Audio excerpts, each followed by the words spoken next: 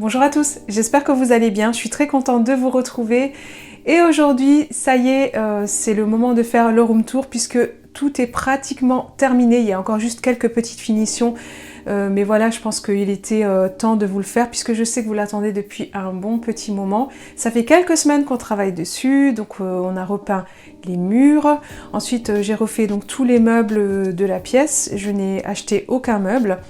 Et j'ai fait quelques DIY et je vous montrerai aussi les quelques petits éléments que j'ai pu rajouter. Et on commence avec la première pièce maîtresse donc de la pièce puisque c'est l'armoire, la pièce la plus imposante de la chambre. Donc c'est une armoire que j'ai chinée il y a quelques années. À la base elle était rustique, je l'ai repeint en jaune. Elle a été dans ma chambre et ensuite on l'a mis donc chez ma fille.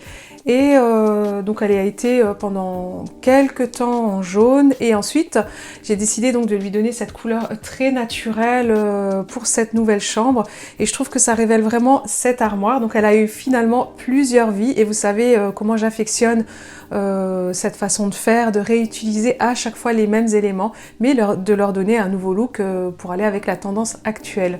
Donc vous pouvez voir qu'ici j'ai mis des petits liserés comme ça avec une couleur beaucoup plus foncée. Je ne voulais pas lui donner une patine trop intense, donc je voulais vraiment faire ça en subtilité. Et d'ailleurs de toute façon je vous mettrai les vidéos de chaque rénovation juste là dans le petit i. Donc c'est une armoire qui est très fonctionnelle puisqu'elle est grande. À ce niveau-là, vous pouvez voir qu'il y a une penderie. Et puis j'ai deux endroits où je peux ranger tous les jouets de ma fille. Et donc par ici, vous avez tout ce qui est donc étagère pour ranger voilà, les différents habits. Sur cette armoire, à l'époque, j'ai installé une petite patère, donc c'est une astuce que je vous avais donnée. Vous pouvez visser ou coller voilà, sur le côté de votre armoire, ça vous permet vraiment de ranger des sacs par exemple. C'est ce que j'ai fait donc, pour la chambre de ma fille. Donc celle-ci, je l'avais achetée il y a quelques années, ça fait un petit moment chez Zara Home. Et donc je ne l'ai pas du tout touchée parce qu'elle allait bien avec l'esprit de la chambre de ma fille. Par ici, je vais vous montrer donc le premier DIY de cette chambre. Donc c'est une caisse à vin que j'ai détournée en caisse à livres. Ici, j'ai récupéré des pieds d'un ancien meuble. Pareil, je vous mets la vidéo juste ici. Et donc j'ai repeint la caisse dans le même esprit que les meubles. Et pareil, j'ai mis ce petit liseré pour vraiment faire ce petit rappel et donner du cachet à cette caisse. Et voilà, je trouve que c'est une jolie petite nouvelle vie pour cette caisse à vin. Ensuite, on passe au deuxième DIY. Donc, celle-ci, c'est une étagère que j'avais achetée à Auchan à l'époque. J'ai juste repeint le fond et donc j'ai fait un luminaire avec. Je vous mets également la vidéo ici. Petite parenthèse, pour ceux qui m'avaient fait la remarque par rapport à l'ampoule, j'ai acheté une autre ampoule avec un effet en fait différent, moins basique, et c'est vrai que ça apporte beaucoup plus quand le luminaire est allumé. On passe maintenant à ce meuble-là qui, à l'époque, était une table allongée, donc je pense que quelques personnes vont le reconnaître. Je vais vous mettre une petite photo du meuble d'origine. Donc à la base, donc, vous avez un petit élément à rajouter ici pour changer bébé. Et ce qui est bien, c'est que une fois que bébé n'a plus besoin d'aller sur la table allongée, vous pouvez retirer cette partie-là et vous pouvez en faire un meuble de rangement, par exemple. Donc moi, j'ai fait une bibliothèque. Donc je l'ai restauré dans le même style que l'armoire, avec toujours notre petit liseré ici. Donc ma fille peut mettre toute sa collection de livres et il y a encore beaucoup de place. Et par ici, j'ai mis des cases donc de chez Ikea qui sont actuellement en vente, donc qui allaient très bien avec la chambre de ma fille, sont en tissu. Et par exemple ici, vous voyez, j'ai pu ranger donc ces petites peluches et on peut même ranger du linge. Enfin, c'est vraiment très très pratique. Et en plus de ça, les caisses valent moins de 4 € pièce, donc je trouve que c'est hyper raisonnable en termes de prix. Et je suis assez contente de ce meuble. Je trouve que c'est une bonne affaire, un bon investissement parce qu'il peut vraiment durer dans le temps. Et là, je crois qu'on reconnaît plus du tout que c'est un meuble Ikea pour le coup. Ensuite, on va passer au côté donc bureau. Donc ce bureau-là, il n'était pas prévu normalement pour ma fille, je l'ai rénové il y a quelques temps. Et je crois que vous l'avez également vu dans une vidéo que je vous mets aussi par ici. Et finalement, j'ai décidé de lui monter parce que je trouvais qu'il allait bien avec l'esprit de sa chambre. Et cette chaise-là, c'est une chaise que j'ai trouvée sur un trottoir en fait. Donc cette partie-là était brune et bien abîmée, donc je l'ai simplement relaquée donc en noir. Et on a changé les rivets avec mon mari et j'ai bien pensé la partie bois. Et finalement, ça fait une petite chaise vintage qui va très bien avec le style, donc je suis assez contente. Par là, c'est un tableau qui vient de chez Ikea. Celui-ci, je l'ai trouvé au coin des affaires, donc je l'ai vraiment eu pour une bouchée de pain. Il était un petit peu abîmé, mais du coup, je l'ai retourné, donc il est abîmé à l'arrière, enfin la peinture est écaillée. Et le jour où le blanc ne nous convient plus, on pourra éventuellement donc, le repeindre avec la 4x4 qui va vraiment s'appliquer sur ce type de surface. Donc, par ici, donc c'est un petit DIY que j'ai réalisé très récemment avec une bouteille de lessive, donc c'était sur une vidéo pour créer sa déco à base de déchets. Donc tout est récup là-dessus et je l'ai juste accroché avec des petits crochets S comme ceci. Donc par ici vous pouvez voir qu'il y a encore des boîtes de conserve que j'avais customisées pour ma fille, mais elles ne vont pas rester ici. C'est voilà quelques éléments qui manquent encore que je n'ai pas trouvé chez Ikea.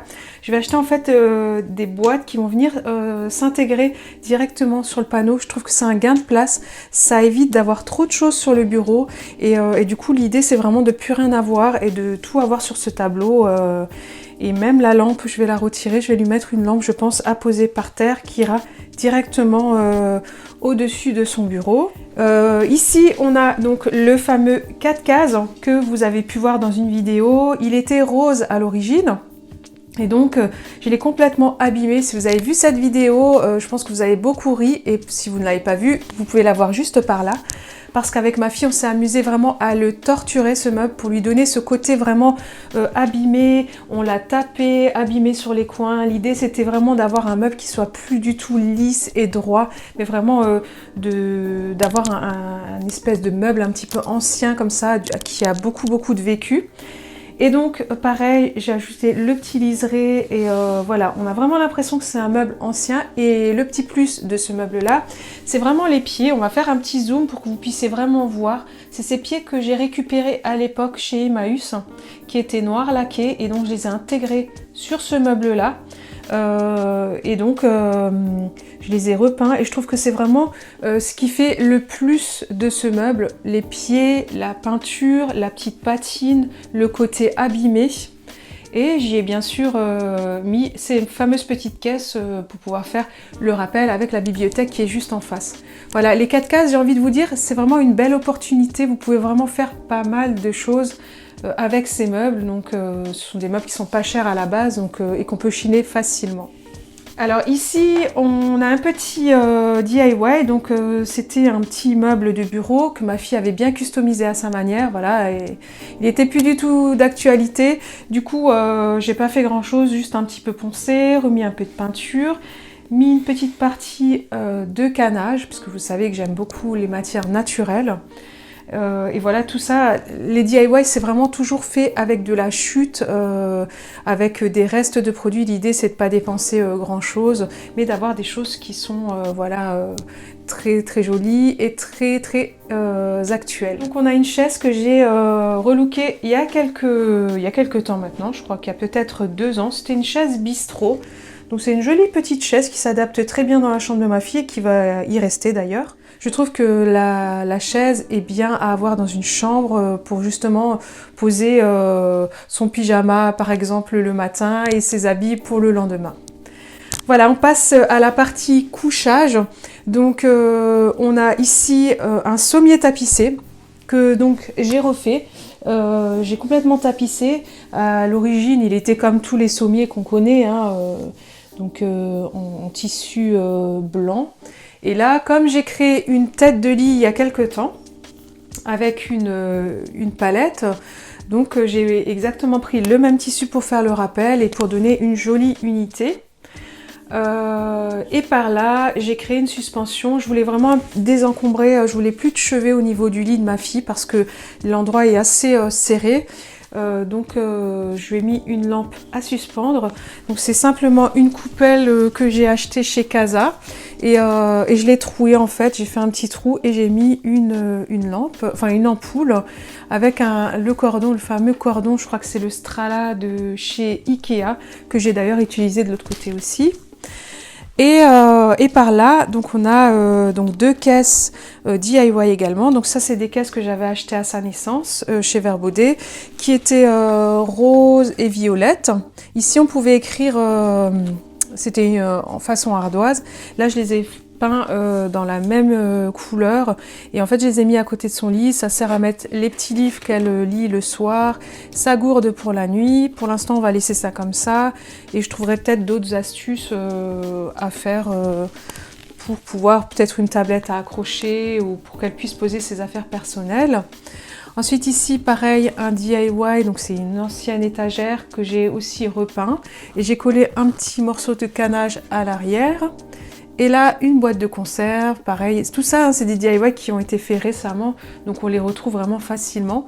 Où j'ai mis donc des fleurs, des fausses fleurs pour agrémenter cette boîte, puisque le thème de cette chambre, c'est vraiment des couleurs naturelles. Et c'est des choses qui sont assez fleuries en déco, en termes de déco, pour pouvoir redonner de la couleur à cette pièce-là. Vous avez pu constater que les murs sont blancs, c'est un choix vraiment pour que la pièce soit vraiment très lumineuse. Donc ce qui va me manquer, ça va être le linge de lit. Je suis encore à la recherche, là elle a encore son ancien linge de lit. Je suis en train de rechercher du linge de lit fleuri. Je suis pas encore convaincue, j'en ai pas encore vraiment trouvé. Donc ça sera à suivre et ça sera partagé surtout en story. Je voulais aussi vous parler donc des tapis. Donc celui-ci vient de chez Action. Il est en coton et puis vous avez un petit peu de paille. Et ensuite, celui-ci, c'est pareil, il vient aussi de chez Action et j'ai le même sous le bureau de ma fille. Il me reste encore cette poutre à peindre, elle a déjà été peinte, mais moi je vais la repeindre dans le style des meubles actuels. Et on va également poser des plinthes puisque je pense que vous avez pu constater que pour l'instant, il n'y a pas de séparation entre le mur et le sol. Nous allons poser des plinthes blanches. Voilà, il y a quelques détails encore qui doivent être mis. Je voulais aussi vous montrer cette suspension que j'avais achetée chez Muy Mucho il y a quelques temps. Donc celle-ci qui est en matière très naturelle, que je trouve très jolie et qui vendent encore, que j'ai encore vu. Et je l'avais vraiment payé, franchement, je l'ai payé moins de 20 €. Je crois que c'était 16 €. C'était vraiment pas cher pour une suspension comme ça. Et ce petit panier qui est encore actuel chez Ikea, que j'ai trouvé au coin des affaires, pareil, j'ai dû le payer 6 €. Donc vraiment une belle affaire. Et en ce qui concerne le décor de la fenêtre, pour l'instant je ne vais pas mettre de rideaux parce que voilà, on avait envie de changer. J'ai acheté un store donc chez Leroy Merlin. Celui-ci je l'ai payé 13,90 €. C'est leur premier prix et je l'ai pris en blanc cassé. Et tout de suite je vais vous montrer comment fixer un store sur une fenêtre sans avoir à percer. Aujourd'hui, il est possible de fixer des stores sans avoir à les percer, donc directement sur votre fenêtre, avec ces fixations sans perçage. Donc il faut juste visser l'embout du store sur cette partie-là. Alors ils existent chez Leroy Merlin, mais sachez qu'ils sont à 8,90 € et que chez Ikea ils sont à 6 €, donc les 2 pièces. Donc il vaut mieux les acheter chez Ikea puisqu'ils sont moins chers. Et c'est une étape assez minutieuse, alors armez-vous de patience. Là, on est en train de visser les supports à store. Donc j'en ai déjà vissé un. Et c'est vraiment pas évident. Donc là, j'ai missionné mon mari qui est en train de le faire. Parce que j'avoue que ma patience a des limites et que j'ai épuisé le quota de ma patience, donc voilà. C'est super pratique, mais il faut monter ça vraiment minutieusement. Ça va, tu t'en sors, Philippe?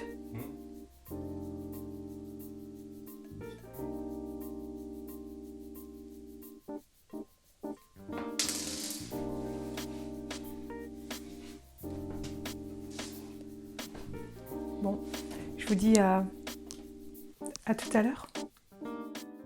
Bon là, après enfin un quart d'heure de patience, les fixations sont enfin prêtes et donc je n'ai plus qu'à venir emboîter le store sur la fenêtre et visser les petites vis pour pouvoir resserrer donc les patins pour qu'ils tiennent bien sur la fenêtre. Et le tour est joué et je suis assez contente du résultat.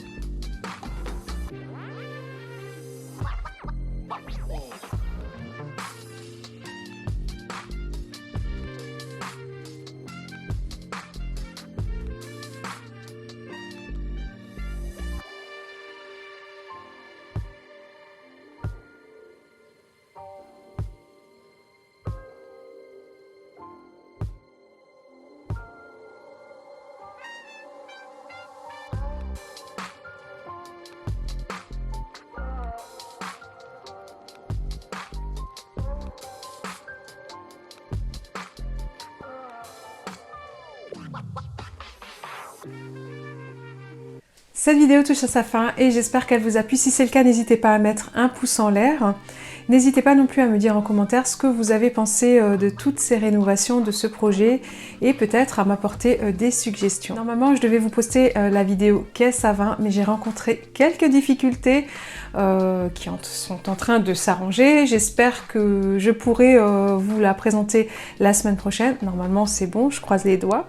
Si vous ne me suivez pas encore sur Instagram, je vous invite à le faire, c'est vraiment mon réseau social préféré. Je suis très active par ici et d'ailleurs vous pouvez me contacter, m'envoyer vos créations par ce biais-là. Moi je vous donne rendez-vous très vite dans une prochaine vidéo. N'oubliez pas de prendre soin de vous et je vous dis à très vite.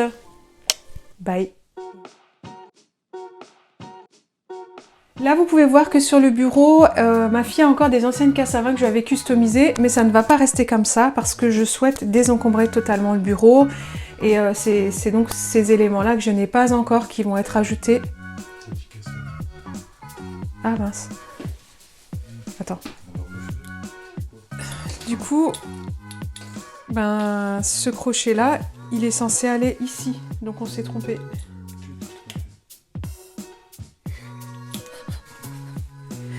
Bon, ben, on n'a plus qu'à recommencer.